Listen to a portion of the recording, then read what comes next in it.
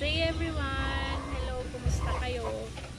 Samahan ako guys ngayong mag-repack ng Sinta Cupcake Aglonema. Bakit tinawag siyang cupcake? Oh, ang ganda na. Ang laki niya pala guys talaga oh.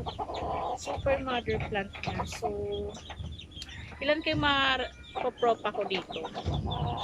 So, ayan. Napakatigasan na yung ano niya.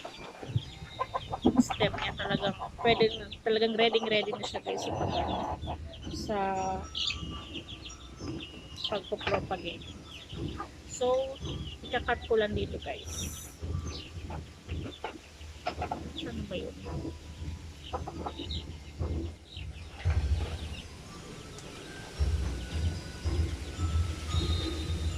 Dito lang after nito ng sa may ano niya.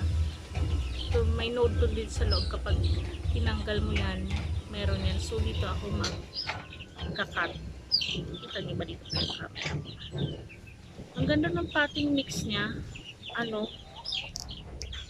Sorry, magpaparami tayo. Yan. Ay, ito na sa yan. Okay, so. Kasi super leggy na siya. Kailangan na natin talaga siya i-propagate. Kasi kapag hindi, papangit na yung pagtubo niya. So, papadamayin natin si cupcake. Cupcake, si Sinta Cupcake. Ayan. Ito guys, oh. Pero ngayon, may pang ano na ako. Ito, cinnamon powder. Kung, kung wala kayong cinnamon powder, kung may mga available kayong fungicide, mas okay. Pero kung wala naman, okay lang naman yun. Pero ako meron dito, try ko na. Kasi diba, ang dami ko nang, per first time kung gamitin yung cinnamon. Yan, lalagyan natin siya. Kasi may nakikita akong cinnamon dun sa ano. Di, why not? I-try natin. Nag-ano pa to eh, nag, parang rooting hormone pati yung ano, yung cinnamon. Ayan. Ganyan. So, yung potting mix na gagamitin natin guys, mga rice. Actually, dati na to sa galing sa seller. Yan. Ganda ng ano niya. Tapos, ito lagyan ko pa yung ugat. Ay, ito. Wala kasing gunting ko guys, pero malinis itong kutsilyong to na ano na natin. Yan, nalaglag. Sorry po, magpaparami tayo. May ugat, mas okay kasi mas mabilis. Ayan. Pero tandaan natin guys kung alin yung nakapatayo niya. Ayun, kasi pa hindi mabalik. Tapos, ito ang dami ng ano niya guys, oh. May papasibol na talaga siya. So, mas madali siyang tutubo na kapag naputol natin. Ayan, mas madali siyang ano, lalabas. Ito. Focus ba? Ayan. Ito parang tingo. Isa, dalawa. At may tatlo. Apat. Ang dami.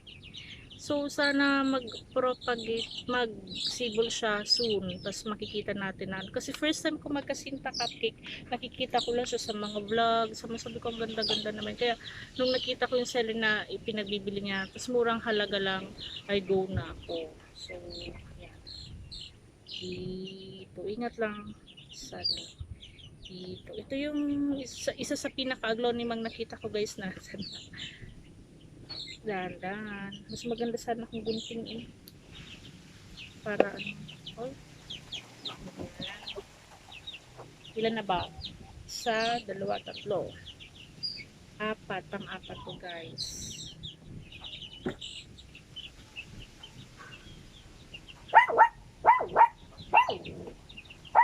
Sorry na ano ko kayo agad. Pero kailangan kasi para maano na yung ano niya. Oops. Baka baliktad ko pag ganyan ka.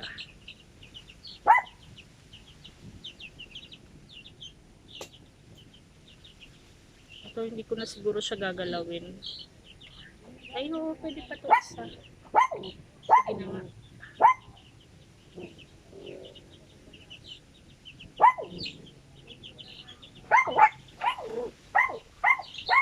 Ay, hello po.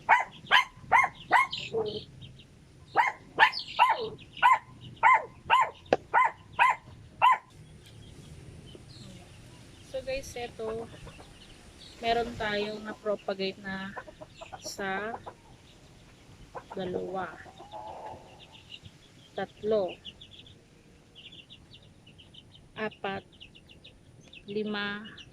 Ayan, napaanin tayo agad guys. So ayan, nire-repat ko na guys.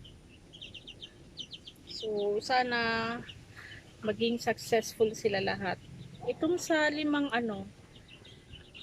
na propagate, hindi naman sana lahat, pero hindi yan lahat magsa-success.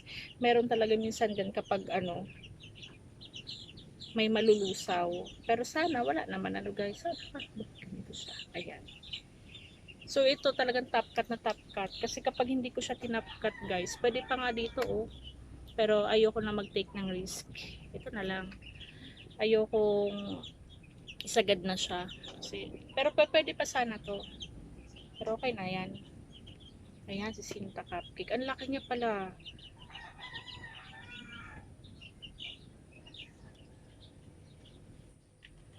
So guys, ito lang naman yung gagawin ko. Ang gagamitin kong potting is guys, yung dati lang naman, na galing mismo sa seller. May mga siya. Ayan. Center na natin. Mas maganda talaga guys kapag mga rice hull, magdaming rice hull kasi mas madali siya mag-uugat. Tapos buti na lang white pot yung gamit niya. So okay lang na kasi karamihan ng mga pots ko is naka white pot para uniform sila. Tapos tusok lang natin guys. Hindi naman mga sisi. Ayan, medyo diin-diin na lang natin ng onte. Kasi mahangin dito. Ayan, di ba guys, ang ganda na niya.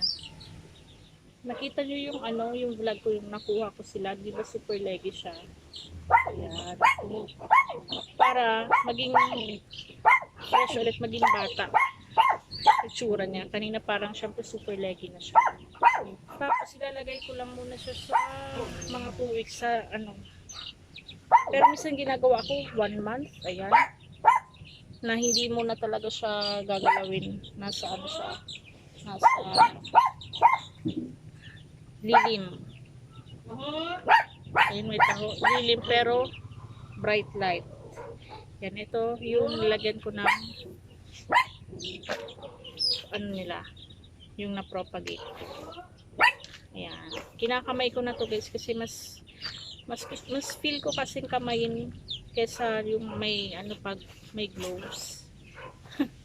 Kasi alam nyo yan Kaya kapag nagkadala ko, hindi naman kayo madidiri na humawak ng lupa. Kung talagang certified plantita. Kaya tapos tingnan nyo. Maghuhugas na syempre, maghuhugas na lang tayo ng maigi. Ayan, ito Oops. Medyo na ko siya. Nilagyan ko na siya guys ng cinnamon. Kasi fruiting din yan, hormone. Tapos meron naman kasi akong available.